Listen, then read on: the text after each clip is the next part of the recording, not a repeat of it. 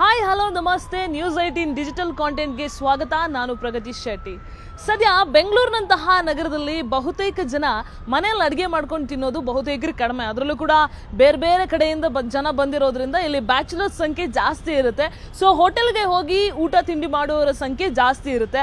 ಅಂತ ಹೋಟೆಲ್ನಲ್ಲಿ ತಿಂಡಿ ತಿನ್ನುವಂತಹ, ಊಟ ಮಾಡುವಂತಹ, ಕಾಫಿ ಟೀ ಕುಡಿಯುವಂತಹ ಹೋಟೆಲ್ನ ಆಹಾರ ಪ್ರಿಯರಿಗೆ ಒಂದು ಬಿಗ್ ಶಾಕ್ ಅನ್ನು ಕೊಡೋದಕ್ಕೆ ಬೆಂಗಳೂರು ಹೋಟೆಲ್ ಮಾಲೀಕರ ಸಂಘ ರೆಡಿ ಆಗಿದೆ. ಹಾಗಾದ್ರೆ ಆ ವಿಚಾರ ಏನು, ಹೋಟೆಲ್ ಅಸೋಸಿಯೇಷನ್ ಅಲ್ಲಿ ಆಗ್ತಾ ಇರುವಂತಹ ಚರ್ಚೆ ಏನು, ಅದೆಲ್ಲವನ್ನು ಕೂಡ ಇವತ್ತಿನ ಈ ವಿಡಿಯೋದಲ್ಲಿ ನಾವು ನಿಮ್ಗೆ ಹೇಳ್ತಾ ಹೋಗ್ತೀವಿ, ಕೇಳಿ. ಸೊ ನಾನು ಹೇಳಿದ ಹಾಗೆ ವೀಕೆಂಡ್ ಅಂತ ಬಂತು ಅಂದರೆ ಹೋಟೆಲ್ಗೆ ಹೋಗೋರು ಅಥವಾ ವೀಕ್ ಡೇಸಲ್ಲೂ ಕೂಡ ಬಹುತೇಕರು ಮನೆಯಲ್ಲಿ ಅಡುಗೆ ಮಾಡ್ಕೊಳ್ಳೋಕೆ ಆಗದೆ ಇರುವಂತಹ ಬಹುತೇಕರು ಹೋಟೆಲನ್ನು ಅವಲಂಬಿಸಿರ್ತಾರೆ. ಅಂಥವರೆಲ್ಲರೂ ಕೂಡ ಒಂದು ದೊಡ್ಡ ಶಾಕ್ ಕೊಡೋದಕ್ಕೆ ಈಗ ಹೋಟೆಲ್ ಅಸೋಸಿಯೇಷನ್ ರೆಡಿ ಆಗಿದೆ. ಏನಪ್ಪ ಅಂತ ಹೇಳಿದ್ರೆ, ಬೆಂಗಳೂರಿನ ಬಹುತೇಕ ಹೋಟೆಲ್ಗಳಲ್ಲಿ ಒಂದು 10 ರೂಪಾಯಿ 13 ರೂಪಾಯಿ ಟೀಯನ್ನು ತಗೊಂಡು ಅರ್ಧ ಮುಕ್ಕಾಲು ಗಂಟೆ ಕೂತ್ಕೊಳ್ಳುವಂಥವರ ಸಂಖ್ಯೆ ಜಾಸ್ತಿ ಇದೆಯಂತೆ. ಅದರಲ್ಲೂ ತುಂಬ ಕಡೆಯಲ್ಲಿ ಒಂದು ತಿಂಡಿಯನ್ನು ಮಾಡಿಬಿಟ್ಟು 1 ಗಂಟೆ 2 ಗಂಟೆಗಳ ಕಾಲ ಅದೇ ಹೋಟೆಲ್ನಲ್ಲಿ ಟೈಮ್ ಸ್ಪೆಂಡ್ ಮಾಡುವಂತಹವರ ಸಂಖ್ಯೆ ಸಿಕ್ಕಾಪಟ್ಟೆ ಏರಿಕೆ ಆಗ್ತಾ ಇದೆಯಂತೆ.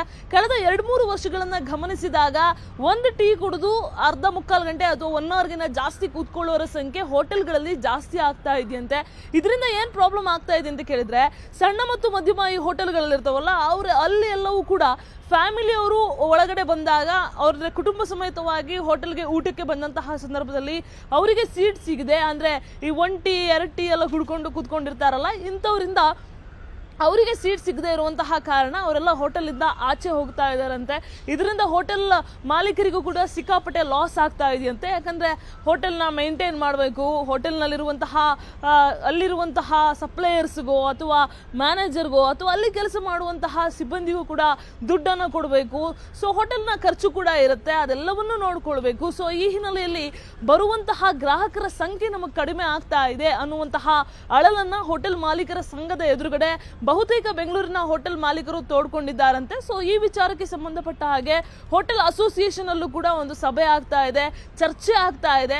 ಅಲ್ಲೂ ಕೂಡ ಏನ್ ಮಾಡಬಹುದು ಅನ್ನುವಂತಹ ವಿಚಾರಕ್ಕೆ ಸಂಬಂಧಪಟ್ಟ ಹಾಗೆ ಚರ್ಚೆ ಮಾಡಿದಾಗ ಅವ್ರಿಗೊಂದು ಉತ್ತರ ಸಿಕ್ಕಿದೆ. ಏನಪ್ಪಾ ಅಂತ ಹೇಳಿದ್ರೆ, 1 ಗಂಟೆಗಳಿಗಿಂತ ಜಾಸ್ತಿ ಯಾರು ಹೋಟೆಲ್ನಲ್ಲಿ ಸುಮ್ಮನೆ ಕೂತ್ಕೊಂಡಿರ್ತಾರೆ, ಅಂದ್ರೆ ಒಂದು ಟೀ ಕುಟ್ಕೊಂಡು ಸುಮ್ಮನೆ ಕೂತ್ಕೊಂಡಿರ್ತಾರಲ್ಲ, ಅಥವಾ ತಿಂಡಿ ಮಾಡಿ ಸುಮ್ಮನೆ ಕೂತ್ಕೊಂಡಿರ್ತಾರೆ, ಇಂಥವರಿಗೆ ದಂಡಾಸ್ತ್ರವನ್ನು ತಗೊಂಡು ಬರೋಣ ಅನ್ನುವಂತಹ ಲೆಕ್ಕಾಚಾರದಲ್ಲಿದ್ದಾರೆ. ಅಂದರೆ ಯಾವ ರೀತಿಯಾಗಿ ನೀವು ಈ ಪಾರ್ಕಿಂಗ್ ಚಾರ್ಜನ್ನು ಕೊಡ್ತಿರೋ ಅದೇ ಥರ ಟೇಬಲ್ ಚಾರ್ಜ್ ಅನ್ನುವಂತಹ ಲೆಕ್ಕದಲ್ಲಿ ಒಂದು ದಂಡವನ್ನು ಪ್ರಯೋಗ ಮಾಡೋಣ. ಅಂದರೆ ಟೇಬಲ್ ಚಾರ್ಜ್ ಅಂತ ಹೇಳ್ತಾರೆ, ಅದನ್ನು ದಂಡ ಅಂತ ಇವ್ರು ಹೇಳೋಲ್ಲ ಅಷ್ಟೇ, ಅದನ್ನು ಟೇಬಲ್ ಚಾರ್ಜ್ ಅಥವಾ ಟೇಬಲ್ ಸರ್ವಿಸ್ ಲೆಕ್ಕ ಅಂತ ಈ ರೀತಿಯಾಗಿ ದುಡ್ಡನ್ನು ಹಾಕೋಣ ಅನ್ನುವಂತಹ ಲೆಕ್ಕಾಚಾರದಲ್ಲಿ ಈಗ ಹೋಟೆಲ್ ಅಸೋಸಿಯೇಷನ್ ಇದೆ. ಈ ಬಗ್ಗೆ ಚರ್ಚೆ ಕೂಡ ಆಗ್ತಾ ಇದೆ. ಬಹುತೇಕ ಹೋಟೆಲ್ ಮಾಲೀಕರಿಂದ ಇದಕ್ಕೆ ಪರವಾಗಿ, ಅಂದರೆ ಈ ರೀತಿಯಾದಂತಹ ಒಂದು ನಿರ್ಧಾರವನ್ನು ತಗೊಳ್ಳಿ ಅನ್ನುವಂತಹ ಸಲಹೆನೇ ವ್ಯಕ್ತ ಆಗಿದೆಯಂತೆ. ಸೊ ಈಗಾಗಲೇ ನೀವು ಕೆಲವೊಂದು ಹೋಟೆಲ್ಗಳಲ್ಲಿ ಬೋರ್ಡ್ಗಳನ್ನು ಕೂಡ ಅಳವಡಿಕೆ ಮಾಡಲಾಗಿದೆ. ಅಂದರೆ ಇದು ರಾಜಕೀಯ ಚರ್ಚೆಗಳಿಗೆ ಅಥವಾ ಬೇರೆ ವ್ಯವಹಾರಗಳಿಗೆ ಸೀಮಿತವಾಗಿರುವಂತಹ ಜಾಗ ಅಲ್ಲ,